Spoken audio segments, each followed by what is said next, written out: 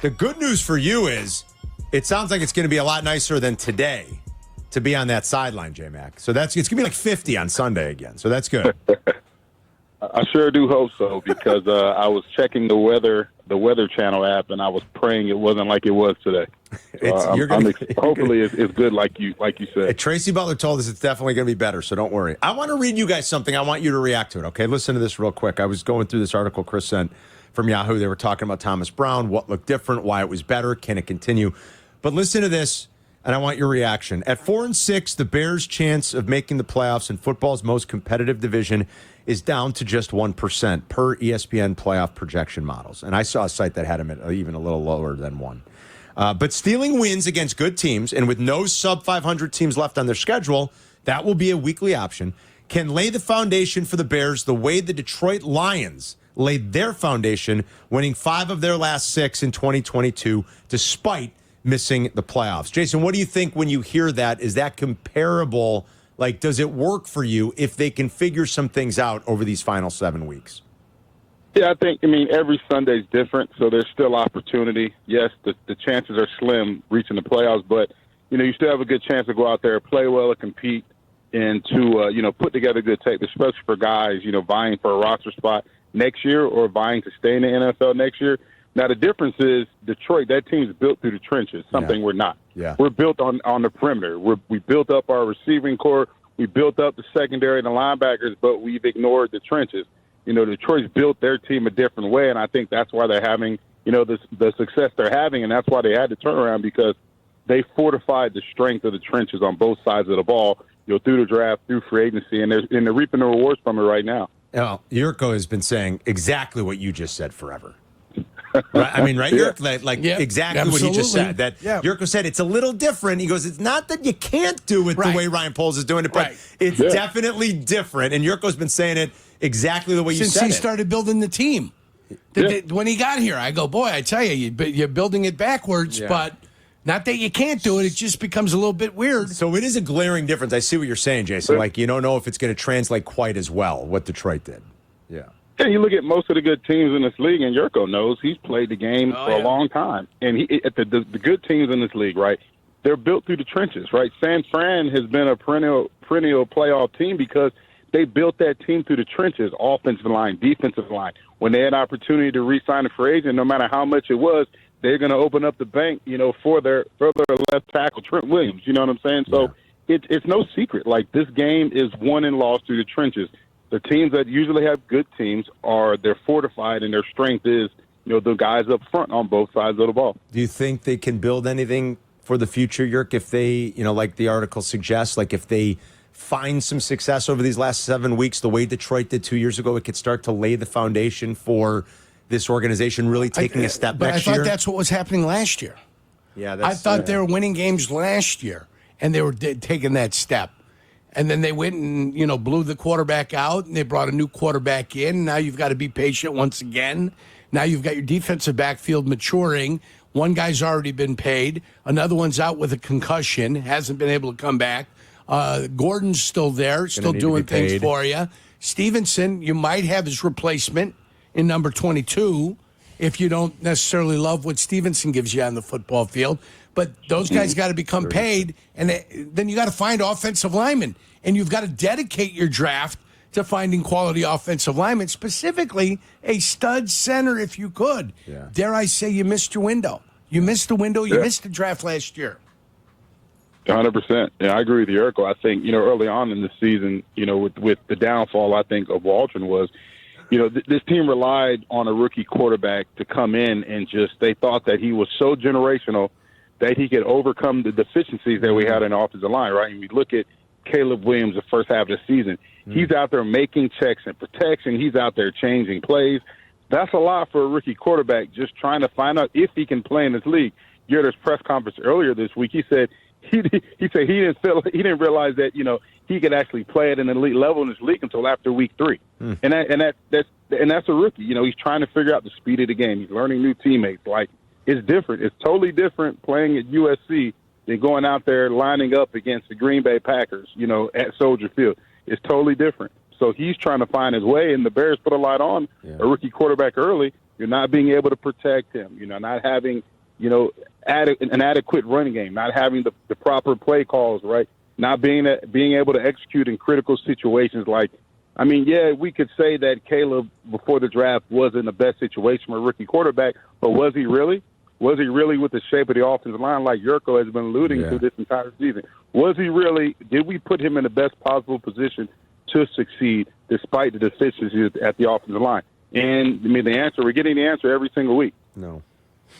No is the answer. It's a good point. Jason McKie's our guest. It's Carmen and Jurko on ESPN Chicago and the ESPN Chicago app. What did you like about the offense last week? Yeah, I like that there was balance. There was balance in the run game and balance in the passing game. And what I really liked is when I say the passing game, the concepts that were called matched the situation, right? If it was third and short, well, the route concepts matched that situation.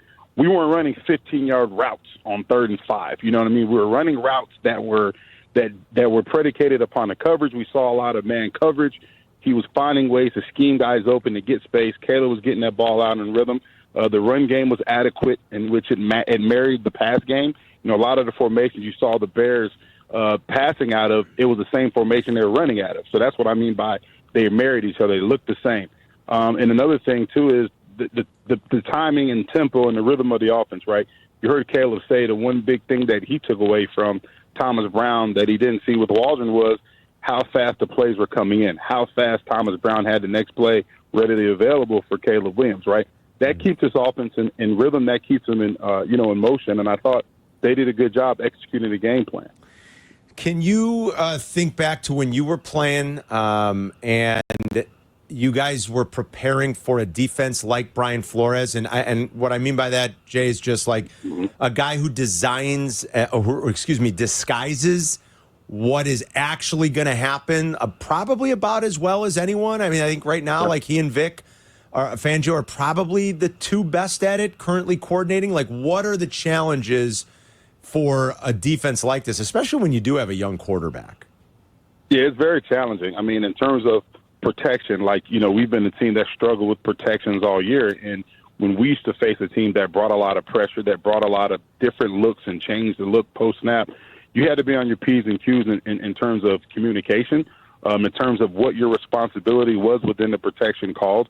And you knew that you're going to have to. There was going to be something that they were going to throw at you that you didn't see on film. So we knew that there would be adjustments made. So we saw something that we didn't see throughout our film study and preparation. So for the Bears, they got to make sure that they're sure of the protections that they have schematically, but they also, and that's Thomas Brown and Coach Morgan, they have to be ready to make adjustments because Brian Flores is going to bring something at you that you haven't seen. So if you can't shore up that protection. But also, if you can't get that run game going to slow down that pass rush, it could be a long day for the Bears. And we know the Vikings are the number one team versus the run in the league right now. So Thomas Brown has to find a way. He's an old running back. He has to find a way schematically to continue to get this run game going because if we think Caleb Williams is going to sit back in that pocket this week and be able to throw the ball 25, 30 times, it's going to be a long day here in Chicago. Great point. Just one of the many categories that the Vikings lead or at number one in the NFL on defense, number one rush defense in the NFL. You want to see more Roschon going forward? Yeah, I love Roschon. I think that, he's a powerful runner. He's a chain mover. I think he's a different type of running back than DeAndre Swift. I think DeAndre, obviously, we saw the explosive play on the toss crack last week, but we've seen those explosive plays out of DeAndre Swift all year. I think Roschon's more of a thumper, what we call it. Like I said, he's going to lower shoulder pads, run through contact. He's going to get you that 3 or 4 hard, tough yards. But I would love to see, love seeing Roschon moving forward, especially with the weather getting bad. You're going to need that type of running back that can, really pound the ball in between the tackles. How many points does this offense need to score to beat the Minnesota Vikings? Man. Do we need to be in the 20s or could we still be in the teens and find a way to win this game? I think the defense comes up with an effort. Others not so convinced that the Bears' defense is going to maintain its level of excellence. Yeah, I'm with Jurko. You're going to have to score, especially in the red zone. Like, this is a game, even when you're at home, you can't rely on field goals. And, defensively, if that pass rush isn't getting there, Sam Darnold's done a good job all year of utilizing his weapons. We know what Justin Jefferson is. He's the second leading receiver in the league, and he wants to get him as many targets as he can. And, you've got a dynamic back in Aaron Jones that's really good at running the ball effectively, but, another back that you can split out wide and really affect you in the passing game. And we saw what Josh Jacobs did in the passing game to the Bears last week, and Aaron Jones can provide that type of threat this week as well. So it's going to be challenging. The Bears definitely going to have to score some points. I'm going to say they at least got to score 21 points. Yeah. At least.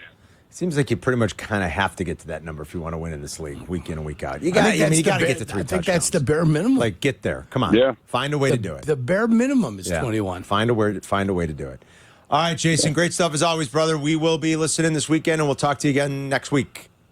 All right, thanks, fellas. Enjoy the snow day. All right, see you, buddy. There's Jason McKie. We're still here. He'll be on the call on Sunday, and then it's the quick turnaround for our entire Bears radio crew. Yurko's part of that. Chris and Adam will be here early in the morning, Thanksgiving morning, with the pre-show, as the Bears are going to get right back at it on the short week. Every team in action next week, no buys.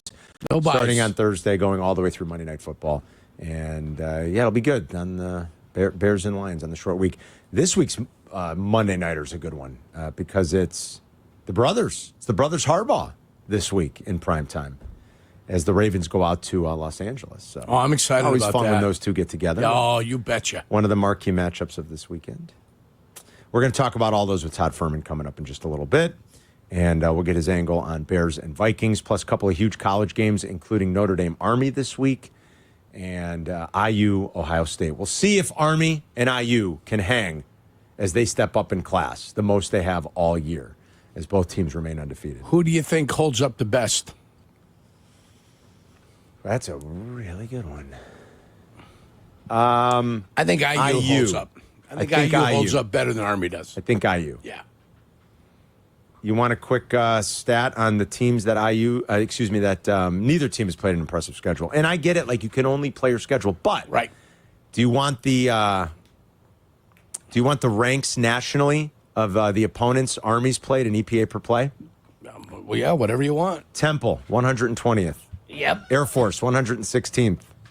UAB, 107th. Tell me if you notice a trend, Jurko. Rice, 111th. FAU, 119th. Tulsa, 130th.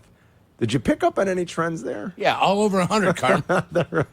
They've played 2 opponents inside the top 100. East Carolina is 94th. The Pirates. That's barely inside the top 100. So and the other one? North Texas last week. And they didn't run away from North Texas. So if you ask me who holds up better, by the way, Ed in Plainfield said I respond to your questions too much with good questions, so I'm going to stop doing that. But it was a good question. Thank you. No points. I know. Because we can pad that one up. I'm going to say IU because 2 things. Army really has played no one. Mm-hmm. And Notre Dame, Navy's offense is a little different now. Right. It's a little different. And it's not like the true triple option. But Notre Dame sees that every year. Yeah. They're not going to be caught off guard by Army's offense. You know what I mean? And Notre Dame is in the rhythm. Oh, yeah. Notre Dame's got a little something going after that Northern Illinois loss at the beginning of the year. 100% correct.